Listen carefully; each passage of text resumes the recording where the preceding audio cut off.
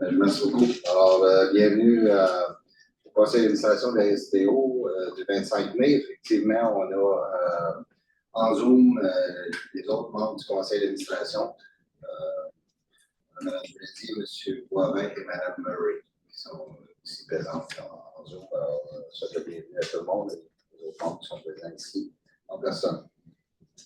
Sans plus tarder, je vais laisser on passe à la période de questions. Oui, on passerait avant la période de questions. M. Flanagan, vous aviez une question pour nous? Oui, effectivement, si on entend bien. Oui. En fait, je sais qu'il y a quelques années de ça, un contrat est octroyé pour la refonte du site web de la STO. Je me demandais où ça en était, puis quand est-ce qu'on peut s'attendre à avoir un nouveau STO.ca. C'est bon. Merci, monsieur. Oui, bien effectivement, merci de votre question. On est effectivement travaillé à un nouveau site web. On est dans la phase, je vous dirais, finale. On veut éviter, évidemment, là, avant de mettre un nouveau site web en ligne, de bien le tester. Là, on a vu des exemples récents de nouveaux sites web qui peut-être avaient peut-être certains enjeux. Donc, on veut éviter ça. On va avoir une phase bêta là, dans les prochaines semaines, mais on vise là, on espère au courant de l'été, là, mais on est dans la phase finale là, pour avoir un nouveau site web. Merci, c'est tout. Salut. Merci, M. Flanagan. Vous êtes toujours le bienvenu. Merci de votre présence. On va laisser la parole à M. Vézina pour l'autre show. Merci, M. le Président. En plus de. En fait, on était à la période des questions. Je veux juste mentionner que nous n'avons reçu aucune question des citoyens à l'intention des membres du conseil d'administration par courriel.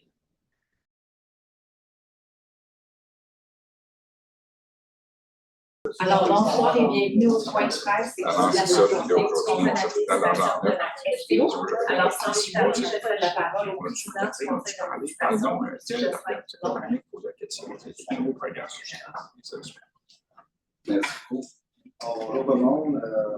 Ça me fait plaisir d'être ici présent. Bravo pour vous annoncer des bonnes nouvelles. On a, comme vous avez pu voir dans les derniers jours, on a annoncé reconduire le programme de l'ex-jeunesse.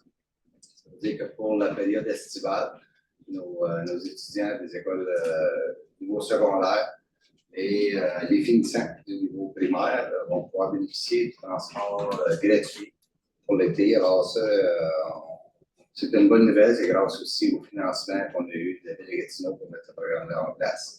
Alors, je vais profiter de l'occasion aussi pour remercier les écoles secondaires qui nous aident dans la distribution de ces passes-là pour la période estivale. On espère que les jeunes vont utiliser le transport et vont continuer à être des fidèles utilisateurs du transport.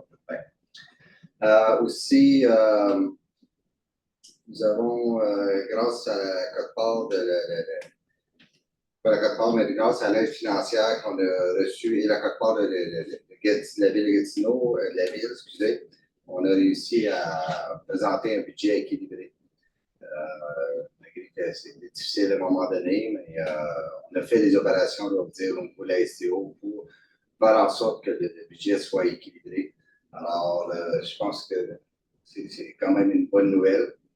Mais on a fait notre bout de chemin, on l'a prouvé, on l'a démontré à la ministre Guilbeault aussi lors de notre rencontre qu'on avait fait des opérations pour faire en sorte de minimiser les coûts, les impacts qu'on a subis au niveau de la COVID.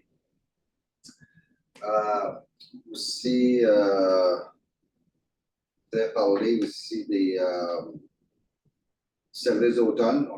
Le service d'automne, on a voté tantôt au conseil d'administration de service d'automne qui va commencer au mois de juillet, 28 août, excusez, oui, au mois de juillet, le 28 août, excusez-moi, qui va commencer le 28 août. Alors, on a fait un peu de réorganisation au niveau du transport, surtout le secteur Buckingham, Massonger, dans ces coins-là, et le secteur plateau, on va avoir des trams, on a réaffecté certains circuits avec le nombre de chauffeurs qu'on a aussi, il faut travailler avec les chauffeurs qu'on a, on sait, puis je voudrais rappeler qu'on est toujours en recrutement.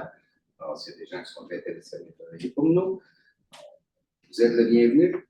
Et En terminant, j'aurais un petit message à lancer. Puis personnel, je pense que les membres du CA vont être d'accord avec moi. On remarque de plus en plus, alors quand on est sur les routes, des congestions énormes sur les routes qu'on a dans les dernières semaines.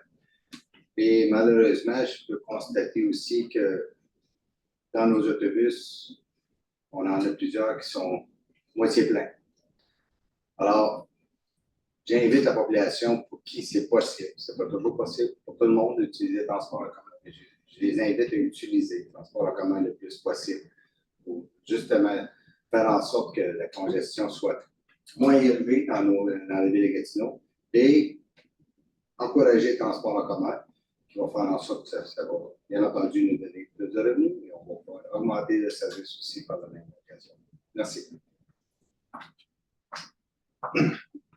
Merci beaucoup, M. Blondin. Alors, on va partir avec la période de questions. Je commence avec Annie-Rose Descharette du quotidien Le Droit, qui est en présentiel avec nous aujourd'hui. En fait, je ne sais pas, le vidéo va être apte à répondre, mais j'aimerais qu'on m'explique un peu plus concrètement. Vous donnez beaucoup de chiffres aujourd'hui dans le budget de l'année 2022. J'aimerais savoir, on parlait en octobre dernier d'un possible manque à gagner de près de 10 millions. Vous en parlez un peu, mais j'aimerais savoir comment on prévoit justement, concrètement, comment ça va avoir un impact sur ce possible manque à gagner pour 2023, ce qu'on annonce. Monsieur Leclerc. Monsieur Leclerc va répondre à la question. Oui, mais en fait, pour donc, là, on présentait les états financiers de 2022 là, qu'on a pu terminer de façon équilibrée. On sait qu'on a un programme d'aide d'urgence de manque à gagner de 9,7 millions qui avait été identifié pour 2023. En fait, prend en compte ce qui nous restait du programme d'aide d'urgence. Notre président l'a mentionné plus tôt, on a géré durant toute la COVID, nous, on a géré de façon très responsable pour contracter les dépenses le plus possible. On a pu économiser un 60 millions. En fait, on était toujours en déficit. On a contracté pour 60 millions et puis on a pu, en fait, optimiser l'utilisation du programme d'aide d'urgence. Maintenant, il y a certains paramètres du programme d'aide qui font en sorte qu'on ne peut pas utiliser l'ensemble de l'enveloppe. Il nous reste cette année, on prévoit utiliser 15 millions, mais il nous reste une somme résiduelle de 6,1 millions.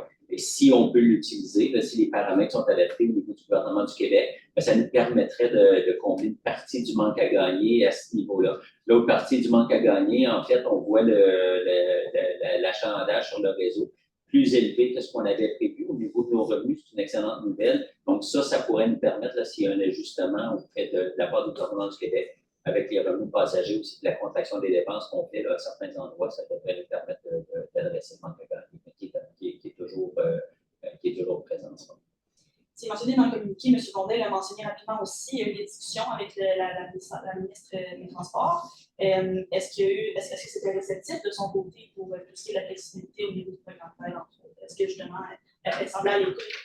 Ben, le gouvernement est certainement à l'écoute à ce niveau-là, donc on n'est pas les seuls au Québec à avoir cette situation-là. Il y a d'autres réseaux de transport, donc le gouvernement est certainement à l'écoute et puis la ministre a montré une belle réceptivité.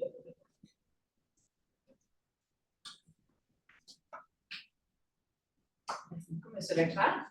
Alors, je me tourne vers les gens qui sont avec nous en Zoom. Alors, Yannick Poussier de TVA Gatineau, Ottawa. Est-ce que vous avez des questions pour M. Blondin et pour M. Leclerc?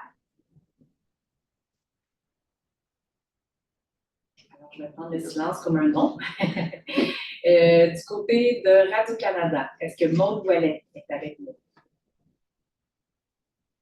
Alors, j'estime que la centrale est aussi branchée pour monitorer les images. Ah, j'ai une question. Non, je n'ai pas de question.